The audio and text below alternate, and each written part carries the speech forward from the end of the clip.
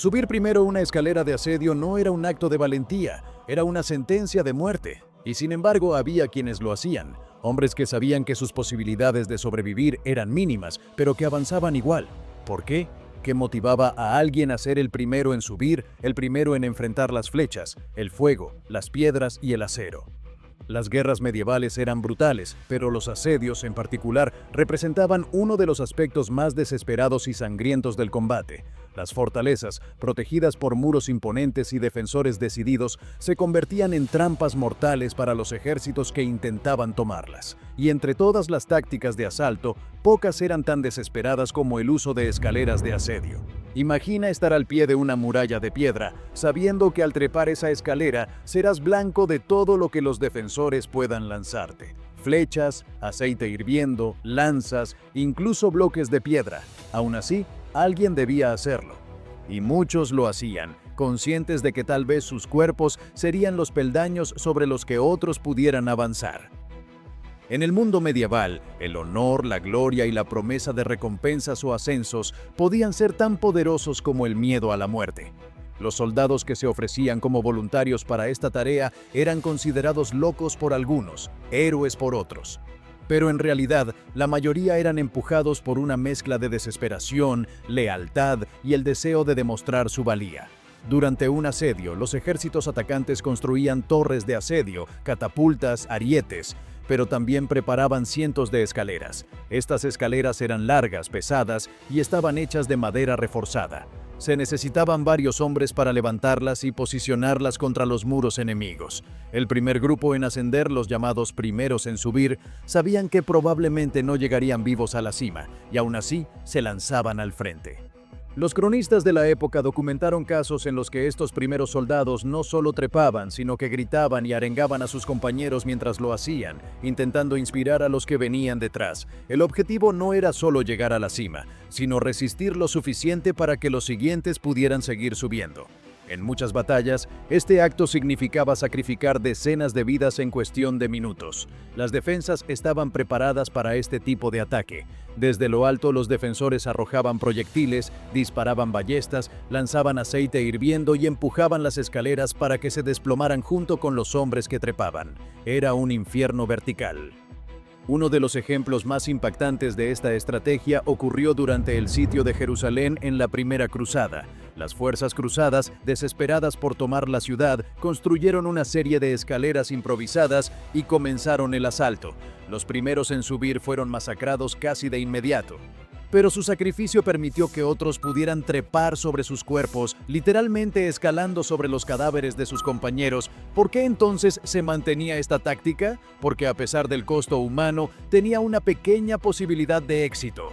Si un grupo lograba llegar a la cima y crear un punto de apoyo, podía abrir una brecha en las defensas. Este era el momento crucial. Si los atacantes lograban mantener ese punto, el resto del ejército podía seguir. Era una apuesta brutal. Sacrificar a los primeros para que los siguientes tuvieran una oportunidad. En algunos casos, los comandantes ofrecían recompensas especiales para aquellos que fueran los primeros en subir.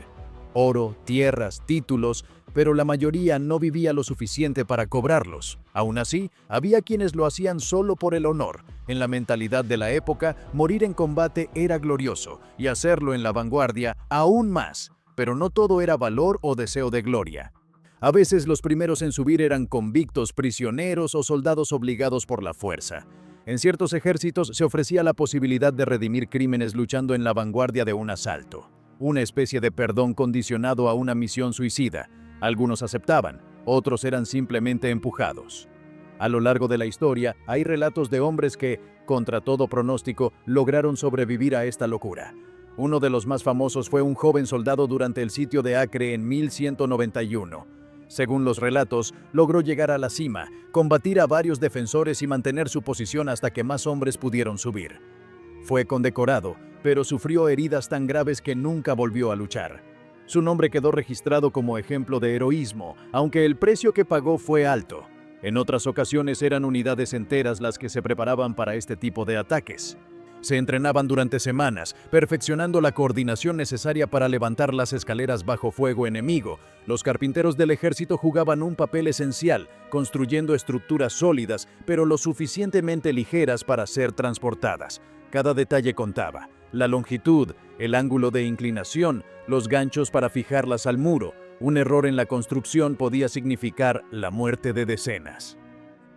El terror de subir una escalera de asedio también afectaba a los veteranos. Incluso soldados endurecidos por años de guerra sabían que esta era una de las misiones más letales. Algunos escribían cartas de despedida antes del ataque, otros dejaban pertenencias personales a sus compañeros, anticipando que no regresarían. Era un ritual silencioso, pero constante. Y sin embargo, las órdenes se cumplían, las trompetas sonaban, las puertas del campamento se abrían, y los hombres avanzaban hacia los muros cargando las escaleras como si fueran cruces. En sus ojos, la determinación; en su pecho, el miedo, pero también la esperanza de que su sacrificio marcara la diferencia. Lo más impactante es que, a pesar de lo ineficiente y brutal que era esta táctica, siguió utilizándose durante siglos. No porque fuera la mejor opción, sino porque en ocasiones era la única. Las fortalezas eran tan imponentes, tan bien defendidas, que cualquier otra alternativa requería más tiempo, recursos o suerte. Subir por las escaleras era rápido y desesperado. En algunos asedios, la moral del ejército dependía del valor de los primeros en subir. Si se acobardaban, el ataque entero podía colapsar. Si caían, pero lo hacían con coraje, inspiraban al resto. Era una danza macabra en la que el honor y la muerte bailaban juntos. A medida que avanzaba la tecnología y las armas de asedio se perfeccionaban, el uso de escaleras fue perdiendo protagonismo. Pero durante los siglos más sangrientos del medievo, estas estructuras simples representaron uno de los elementos más simbólicos del horror de la guerra: una escalera contra una muralla, carne contra piedra, valentía contra imposibles. En cada asalto, los gritos se mezclaban con el choque del hierro y el crujir de la madera. Las escaleras temblaban bajo los pies de los soldados mientras intentaban trepar, sintiendo cómo cada peldaño podía ser el último. Y desde arriba, los defensores no solo luchaban por su fortaleza, sino por sus hogares, sus familias y sus vidas. Para ellos, impedir que alguien subiera era cuestión de supervivencia. Los que defendían los muros lo sabían todo. Habían reforzado las almenas, preparado cubos de aceite hirviendo, piedras afiladas, lanzas largas y ganchos para derribar a los trepadores. Cada hombre sobre la muralla tenía un único objetivo: no permitir que nadie alcanzara la cima, porque si uno lo hacía, podrían venir 100 más detrás. En algunos casos, los defensores mantenían calderos de resina caliente o excremento hervido que arrojaban desde arriba. El objetivo no era solo herir, sino desmoralizar, infectar y generar un caos total. El olor, las quemaduras, el terror psicológico, todo jugaba en contra de quienes ascendían. Las tropas de élite que atacaban con escaleras sabían esto. Muchos se cubrían con escudos de madera en la espalda mientras subían, esperando que eso los protegiera de los proyectiles. Otros ataban sus cascos con correas dobles, temiendo que una pedrada los dejara sin visión o inconscientes antes de llegar a la cima. En la Edad Media había también un aspecto místico. Algunos guerreros llevaban amuletos o reliquias, rezaban antes del ascenso y se encomendaban a santos protectores. Muchos creían que si morían en el asalto, su alma sería reconocida como la de un mártir del deber. Esta mezcla de religión, superstición y brutalidad era el motor emocional de muchos soldados. Y sin embargo, los asedios eran una cuestión de logística tanto como de valor. El ataque con escaleras era normalmente solo una fase de un asalto completo. Mientras algunos subían, otros atacaban las puertas con arietes, las catapultas lanzaban rocas contra las torres, y en algunos casos se cavaban túneles para socavar los cimientos del muro. Pero el ascenso era lo más visible, lo más dramático, lo que encendía la moral o la destrozaba. Cuando una escalera lograba mantenerse en pie y un soldado alcanzaba el borde del muro, todo cambiaba. Si lograba plantar una bandera o resistir unos segundos, se convertía en símbolo de esperanza. Todos los ojos se volvían hacia él. Hubo ocasiones en que este instante cambió el curso de la batalla. En el asedio de Harfleur, en 1415, un joven arquero inglés logró subir el muro, empujado por la desesperación. Los defensores no esperaban que alguien llegara tan pronto. En medio del desconcierto, fue seguido por otros 3 soldados. En cuestión de minutos, habían abierto una brecha. Pero también hubo tragedias. En el asedio de Béziers, en el siglo XIII, cientos de cruzados intentaron subir las escaleras y fueron derribados uno a uno. Las murallas se tiñeron de rojo, las escaleras empapadas de sangre y sudor se convirtieron en tumbas verticales. No quedó ni un solo superviviente entre los primeros grupos. Aquel día, las defensas aguantaron como una muralla de fuego y odio. El miedo que infundían estas tácticas también dejó huella en la cultura popular. Canciones, poemas y relatos hablaban de los primeros en subir como figuras casi míticas, valientes hasta el absurdo. En muchas historias se los retrataba como gigantes o como guerreros elegidos por los dioses. Pero la realidad era otra: jóvenes pobres, sin nombre, con una espada en la mano y un destino incierto. Los comandantes sabían que si nadie quería subir, el ataque fracasaría. Por eso, en muchas campañas, se formaban unidades especiales llamadas compañías de asalto. Estas tropas eran entrenadas específicamente para subir escaleras bajo fuego. Se les prometía oro y gloria, pero también se les ocultaba la verdad, que la mayoría no volvería. En la preparación del asalto, cada detalle se estudiaba al milímetro, desde el momento en que debía colocarse la escalera hasta el ángulo más seguro. Las escaleras eran probadas antes del asalto, los peldaños contados, la resistencia de la madera medida. Porque si una sola escalera fallaba durante el ataque, no solo morirían los que subían, sino que toda la moral se derrumbaría. Los cronistas medievales eran implacables. En sus registros no ocultaban el número de muertos ni el fracaso de ciertos asaltos. En el sitio de Constantinopla, en 1453, por ejemplo, cientos de soldados otomanos murieron intentando subir las murallas. Las escaleras eran empujadas, incendiadas o aplastadas con piedras. El suelo frente a la muralla se convirtió en un pantano de cadáveres. Y sin embargo, los asedios continuaban y las escaleras se seguían utilizando. Una de las razones era la economía. A diferencia de las torres de asedio, que requerían semanas de construcción, cientos de maderas y gran cantidad de hombres, las escaleras eran rápidas y baratas. En cuestión de días, se podían fabricar decenas. Se podían transportar con facilidad, ocultar en los bosques, lanzar por sorpresa. Eran herramientas de ataque directo, rudas pero eficaces si se usaban bien. El elemento sorpresa también jugaba a su favor.